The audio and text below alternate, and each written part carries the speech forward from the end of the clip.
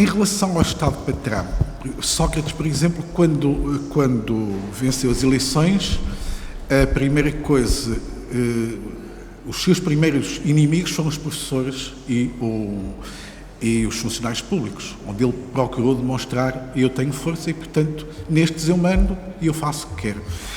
Ele retirou imensos direitos aos funcionários públicos, nomeadamente um deles que qualquer empresa de vão de escada aplica, que é o aumento dos vencimentos por eternidades. Portanto, ao fim de um tempo de estar, há sempre um aumento. Não estou a falar na progressão na carreira, estou a falar nas eternidades. E, portanto, esbolhou os funcionários públicos também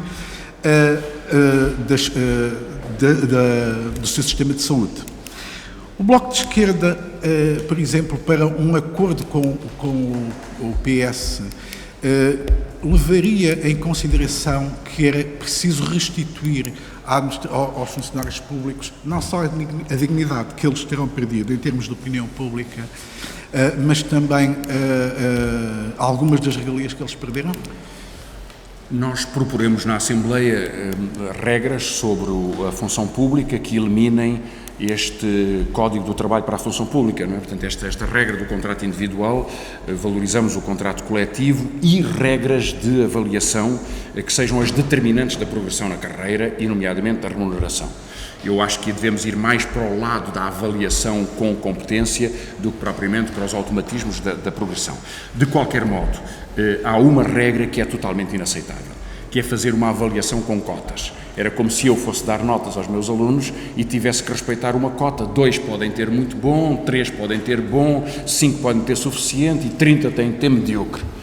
Ninguém faz uma avaliação subordinado a regras desse tipo. Tem que haver regras de avaliação, critérios e ponderadores que sejam objetivos, sejam verificáveis, sejam controláveis, para que não sejam submetidos à lógica da hierarquia, não é? Portanto, do favorecimento do chefe ou da contrariedade do chefe. Creio que é por isso que, na função pública, nós temos que restituir regras, porque a imposição desta perseguição de José Sócrates foi mais a criação dos pequenos chefes do que propriamente a existência de transparência na função pública.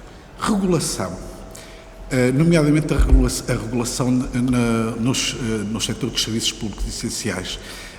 Nós vimos que entidades reguladoras como a ERSE, por exemplo, que tinham grande credibilidade, inclusive a nível europeu, e eram apontadas como exemplo, hoje em dia perderam poderes. Pode-se dizer que é uma brisa que sopra da Europa até... porque Durão Barroso defende menos regulação, melhor regulação.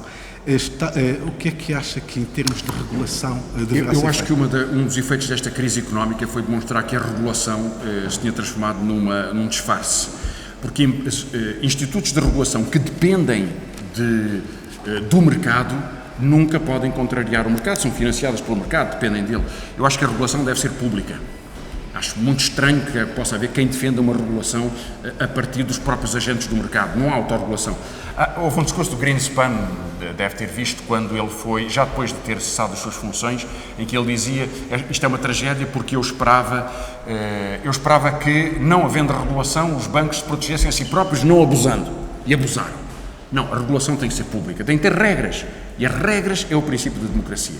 Transparência e clareza das regras. Por isso é que creio que a regulação deve ser pública. A situação da ERSE ou de outras, agora temos recentemente esta da entidade reguladora da comunicação social, que tem provocado mais conflitos e mais desregulação do que propriamente a regulação, enfim, como se viu nesta última decisão que tomaram a propósito dos cronistas.